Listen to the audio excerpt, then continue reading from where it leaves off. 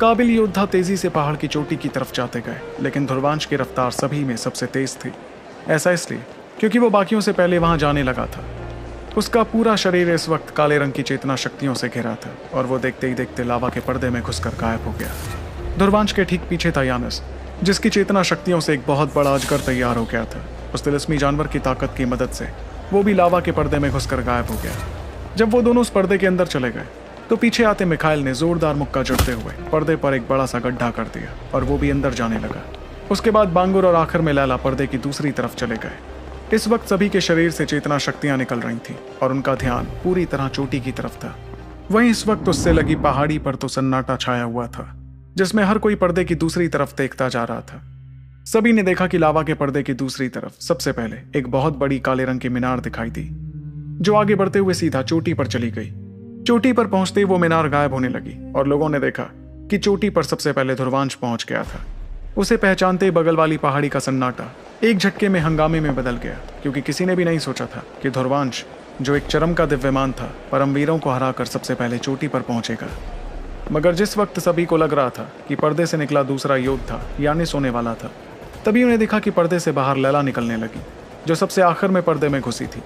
लैला के चेहरे पर मुस्कुराहट थी, जिसके साथ वो ध्रुवांश को चोटी पर पहुंचते हुए देख रही थी। इसके तुरंत बाद बाकी तीनों योद्धा भी बाहर निकल आए और उनके शरीर पसीने से तरबतर लग रहे थे। उनके बाहर निकलने पर लावा से तैयार हुआ पर्दा पिघलने लगा और पूरी पहाड़ी को लाल रंग से भरने लगा।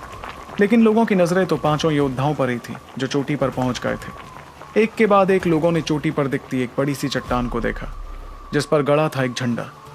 वो बड़ा सा झंडा हवा की वजह से लहराता हुआ नजर आ रहा था और उससे ही इस बात का फैसला होने वाला था कि इस बार की नई योद्धाओं की प्रतियोगिता कौन जीतता। लेकिन सभी ने देखा कि झंडे के पास पहुंचते ही बांगुर, यानिस और मिखाइल एक तरफ हो गए और दूसरी तरफ खड़े थे लैला और ध्रुवांश। वो सभी बिल्कुल शांत खड़े सामने वाले को देख रहे थे, क्योंकि यूं ही उनकी नजरों के सामने वो झंडा हासिल करना नामुमकिन था। इसलिए वहां के तनाव भरे माहौल में खामोशी छाई रही, जिसमें पांचों अपने अपने शरीर से ढेर सारी चेतना शक्तियां बाहर निकालते गए। इस दौरान यानिस की आंखों में बेरहमी दिखने लगी, जिसके साथ वो रोशनी में बदलकर सीधे उस झंडे की तरफ बढ़ा।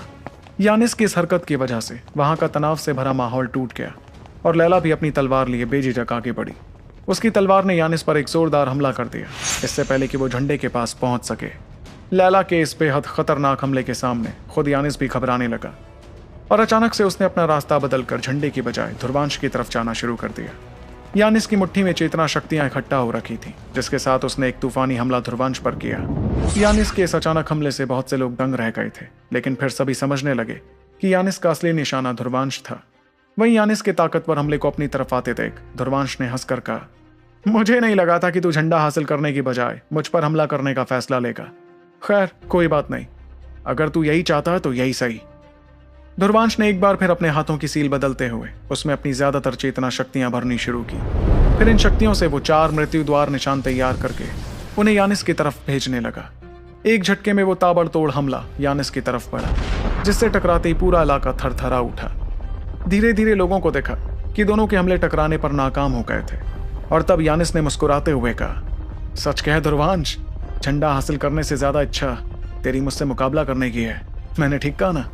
तो यही है तेरे लिए सुनहरा मौका, लेकिन भूल मत कि तू फिलहाल सिर्फ एक चरम का दिव्यमान है, जिसकी शक्तियां मेरे मुकाबले बेहद कमजोर हैं। तू ऐसा क्यों नहीं करता कि अपनी मदद के लिए लैला को साथ बुला ले? इस पर ध्रुवांश ने मुस्कुराते हुए जवाब दिया, यानिस, तुझे क्या लगता है कि तू इन बचकानी बातों से मुझे उकसा सकता है? अगर मैं और लैला साथ आ गए ना तो तेरी खैर नहीं, और ये बात तू भी बहुत अच्छी तरीके से जानता है। फिक्र मत कर, तेरे जैसे को हराने के लिए मुझे लैला की मदद चाहिए भी नहीं होगी। लेकिन तब यानिस ने उससे कहा, बहुत बड़ी बड़ी बातें करता है तू ध्रुवांश, देखते हैं तुझमें कितना दम है। ये बात कहते हुए उसने मिखाइल की तरफ देखकर कहा, मिखाइल, मुझे इस ध्रुवांश से अभी लड़ना होगा, और क्योंकि तुम्हें कोई और नहीं रोक सकता है, इसलिए सबसे अच्छा मौका यही रहेगा वो झंडा हासिल करने का। जाओ और जाकर वो झंडा हासिल कर लो। लेकिन यानिस की बात पर मिखाइल मुस्कुराने लगा, जिसके बाद उसने अपना सिर हिलाते हुए कहा, यानिस, तुम्हें क्या लगता है कि सिर्फ तुम ही चालाक हो और बाकी सभी कमअक्ल?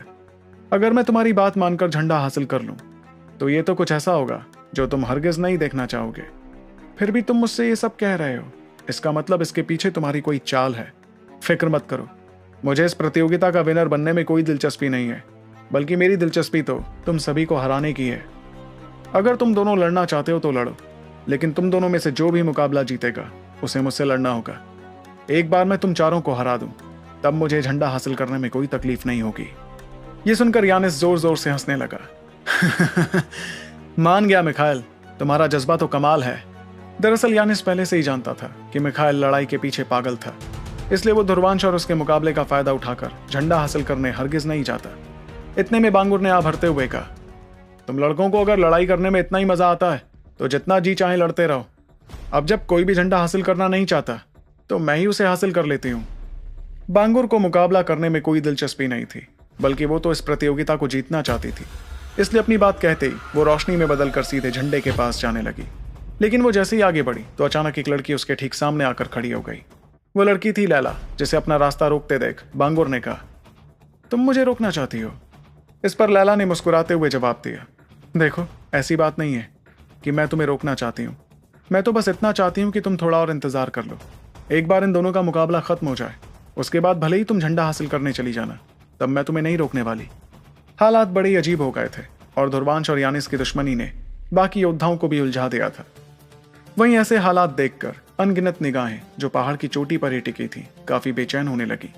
मगर लैला की बात पर बांगुर ने एक पल सोचने के बाद कहा, और अगर मैं तुम्हारी बात मानने से मना कर दूं तो तुम क्या करोगी? यह सुनकर लैला ने तलवार पर अपनी पकड़ मजबूत करते हुए कहा, अगर तुम ऐसा करोगी तो मुझे मजबूरी में तुमसे लड़ना पड़ेगा, जो मैं बिल्कुल नहीं चाहती हूँ। इस दौरान बांगुर घूरते हुए लैला को देखती जा रही थी। लैला की आंखों में शांति थी, मगर गौर से देखने पर उसमें ऐसी बेरहमी नजर आती जो शायद वहां मौजूद किसी लड़के की आंखों में तक नहीं थी। जिस वक्त वो दोनों एक दूसरे को घूरती जा रही थी, उस वक्त यानिस तो चैन की सांस लेने लगा। उसके लिए भी सबसे काबिल नया योद्धा बनना सबसे जरूरी था, इसलिए वो नहीं चाहता था कि कोई और उस झंडे को हासिल कर ले। इसलिए लैला का बांगुर को रोकना उसके लिए फायदेमंद था। पर यानिस ने मुस्कुराते हुए ध्रुवांश की तरफ देखा और साफ अंदाज में उससे कहा, अब हम दोनों दिल खोल कर लड़ सकते हैं ध्रुवांश। इतना अच्छा मौका मिला है मुझे ये साबित करने का कि तू मेरे सामने कुछ नहीं है, और उत्तरी कायनात अकादमी में सबसे काबिल नया योद्धा मैं ही कहलाऊंगा। लेकिन उसके इतना कहते ही ध्रुवांश ने आ भरते हुए कहा, बेटा यानिस, मैं तुझे इतनी बुरी तरह मार लगाऊंगा ना कि तू आइंदा ऐसा कुछ कहने की हिम्मत भी नहीं करने वाला। ये सुनते ही यानिस ने हंसते हुए अपना कदम आगे बढ़ाया और अचानक अपनी छुपी हुई चेतना शक्तियां बाहर निकालते हुए कहा, और तू ऐसा करेगा कैसे? अपनी कमजोर चरम की दिव्यमान शक्तियों से? ध्रुवांश, तुझे क्या लगा कि मेरी जैसी काबिलियत वाला योद्धा सिर्फ एक शुरुआती परमवीर होगा? अभी तक तो तूने मेरी असली शक्तियां देखी भी नहीं थी, लेकिन अब वक्त आ गया है तुझे अपनी शक्तियों से रूबरू कराने का। यानिस ने इतना कहा ही था कि अचानक उसके शरीर से बेहिसाब चेतना शक्तियां बाहर निकलने लगी, जिससे आसपास का इलाका भी कांपने लगा। वो खतरनाक शक्तियां ध्रुवांश की तरफ बढ़ रही थीं और उसकी इन शक्तियों से समझ आ रहा था कि असल में यानिस मध्य का परमवीर था। इसका मतलब सच में उसने अभी तक अपनी असली शक्तियां छुपा कर रखी थी। वहीं इस रहस्य के बाहर आते ही बगल वाली पहाड़ी पर मौजूद अनगिनत लोगों के चेहरों का रंग बदलने लगा। वो इस बात पर यकीन भी नहीं कर पा रहे थे कि एक नया योद्धा जिसे उत्तरी कायनात अकादमी में आए ज्यादा वक्त भी नहीं हुआ था, असल में कुछ सीनियर्स से भी ज्यादा ताकतवर था। तब ध्रुवांश की तरफ देखकर यानिस ने चिल्लाते हुए कहा, अपनी सारी शक्तियां इस्तेमाल करना ध्रुवांश, नहीं तो तू इतनी बुरी मौत मारा जाएगा कि तेरी लाश तक तेरे घर वालों को नहीं मिल पाएगी। उसकी आंखों में झलकते जानलेवा इरादे को देखकर खुद ध्रुवांश आंख भरने लगा। फिर उसने अपना हाथ आगे बढ़ाते हुए काले रंग की रोशनी उसमें से बाहर निकालनी शुरू की, जो देखते ही देखते एक बहुत बड़ी मीनार में बदल गई। वो मीनार थी विजय स्तंभ, जिसके तैयार होने पर अचानक आसमान में अंधेरा छाने लगा। इस दौरान हर कोई इंतजार कर रहा था, क्योंकि वो समझ गए थे कि वो मुकाबला नए योद्धाओं का सबसे रोमांचक मुकाबला होने वाला था। फिर आसमान में आगे बढ़ती दो चेतना शक्तियां एक दूसरे से टकरा गईं और एक पल के लिए ऐसा लगा जैसे बादलों से निकली बिजलियां एक दूसरे से टकरा गई थीं। गरजती हुई आवाज के बीच सभी अपनी सांसें थाम कर देखते रहे कि शक्तियों का एक खतरनाक तूफान पहाड़ के जंगलों को तबाह करने लगा।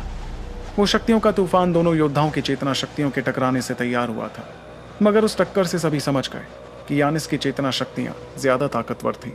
आखिर वो एक मध्य का परमवीर जो था, जबकि ध्रुवांश तो महज चरम का दिव्यमान था। इस वजह से ध्रुवांश झटका खाकर पीछे हो गया, जिसे देखते ही यानिस ने हंसते हुए कहा, अब समझ आया चेतना पद के जल्लाद, तेरी और मेरी शक्तियों के बीच कितना बड़ा फासला है। यानिस के चेहरे पर गुरूर और खुशी झलक रही थी, जिसके साथ वो ध्रुवांश को सबके सामने नीचा दिखा रहा था। इतने में उसने अपनी मुट्ठी कसनी शुरू की और अपनी खतरनाक चेतना शक्तियों का एक ताकतवर बवंडर बनाना शुरू कर दिया। उस बवंडर ने ध्रुवांश को चारों तरफ से घेरना शुरू किया और तभी यानिस ने गरजती हुई आवाज में कहा, तेरे साथ खेलने के लिए मेरे पास ज्यादा वक्त नहीं है। जैसे ही मैं तुझे हरा दूंगा तो मुझे झंडा हासिल कर सबसे काबिल नया योद्धा भी कहलाना है, इसलिए ये खेल यहीं खत्म हुआ ध्रुवांश। उसके हाथों से तैयार हुआ हरे रंग का खौफनाक बवंडर ध्रुवांश को फंसाने लगा और ध्रुवांश जैसे तैसे अपनी काली चेतना शक्तियों की मदद से उससे बचने की कोशिश करता रहा, लेकिन उसका वो बड़ा सा मीनार तक कमजोर पड़ते हुए गायब होने लगा। इससे साफ हो गया था कि यानिस की शक्तियां उस पर हावी पड़ रही थीं। इतने में यानिस ने अपना हाथ लहराया, जिससे मीनार के गायब होने की रफ्तार काफी तेज हो गई। यानिस ध्रुवांश को बहुत बुरी तरह हराना चाहता था ताकि ध्रुवांश की सारी इज्जत चुटकियों में तबाह हो जाए। कुछ ही पलों में काले रंग की मीनार पूरी तरह से गायब हो गई और सभी देखने लगे कि कैसे ध्रुवांश जैसे तैसे बवंडर से बचने की कोशिशें करता जा रहा था। इस दौरान बगल वाली पहाड़ी पर खड़े लोगों के जहन में एक ही सवाल गूंज रहा था कि क्या ध्रुवांश राजवंशी इतनी जल्द मुकाबला हारने वाला था। लेकिन उस पहाड़ पर मौजूद लुहार के चेहरे पर जरा सी भी परेशानी नहीं थी, बल्कि उसने तो बवंडर की तरफ देखते हुए कहा, यह लड़का ध्रुवांश तो मेरी उम्मीद से भी ज्यादा कमजोर निकला। मैंने कहा था तुमसे लैला कि इसे चुनकर तुमने बहुत बड़ी गलती की है। एक मिनट, इस बवंडर में मौजूद काली चेतना शक्ति अचानक कांप क्यों रही है? इस अचानक हुए एहसास से लुहार के चेहरे पर हैरानी दिखने लगी थी, क्योंकि वो देख रहा था कि काली चेतना शक्तियां अचानक बढ़ने लगी थी और उससे दोबारा एक मीनार तैयार होने लगी।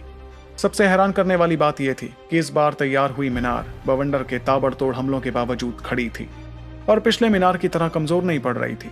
वहीं जब यानिस ने भी ऐसा होते हुए देखा तो उसके चेहरे की हंसी भी गायब होने लगी। उसने तुरंत अपने हाथ लहराते हुए हरे रंग की चेतना शक्तियों से तैयार हुए बवंडर को और ज्यादा ताकतवर बनाना शुरू कर दिया। हरे रंग की चेतना शक्तियों के और ताकतवर हमले के सामने उस विजय स्तंभ में से अजीब सी आवाजें निकलने लगी, जो सुनने में भिनभिनाहट जैसी लग रही थी। सिर्फ यही नहीं, इस अजीब सी आवाज के साथ उस मीनार में से ऐसी अजीबोगरीब परछाइयां निकल रही थी, जिनकी रहस्यमयी ताकत के सामने हरे रंग का बवंडर अचानक कमजोर पड़ने लगा। इस अचानक हुए बदलाव को देखकर बहुत से लोगों ने हैरत भरी आवाज में कहा, उसने इस बवंडर से बचने का तरीका ढूंढ लिया, मगर इसने ऐसा किया कैसे? सिर्फ मैदान में मौजूद लोग ही नहीं, बल्कि सभी नए योद्धा भी देख रहे थे कि कैसे ध्रुवांश ने अपने से बहुत ज्यादा ताकतवर यानिस के हमले को नाकाम करना शुरू कर दिया था। तब यानिस ने उस रहस्यमय और शक्तिशाली मीनार को देखकर कहा, मुझे लगता है कि तूने किसी खुफिया चेतना कला की मदद से अपनी इस काली मीनार को और ज्यादा ताकतवर कर लिया है, लेकिन मैं भी देखता हूं कि तू मुझे कैसे रोकता है।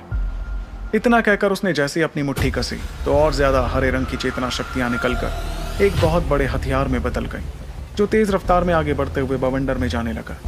उस ताकतवर हथियार की रफ्तार भी बहुत तेज थी, इसलिए वो चुटकियों में मीनार से जाकर टकराने लगा। मीनार से निकलती रहस्यमयी परछाइयां उस हथियार के हमले को रोकने की कोशिश करती गईं, लेकिन वो ऐसा करने में कामयाब नहीं हो पाई। फिर सभी ने देखा कि कैसे वो हथियार उस मीनार से टकराया और वो मीनार दरारों से भरकर एक जोरदार धमाके के साथ तबाह हो गई। तो आखिर कैसे यानिस की बेहद खतरनाक शक्तियों के सामने टिक पाएगा ध्रुवांश, और आखिर में कौन हासिल करने में कामयाब होगा प्रतियोगिता जीतने वाला झंडा? जानने के लिए सुनते रहिए दी one and only RJ Revansh के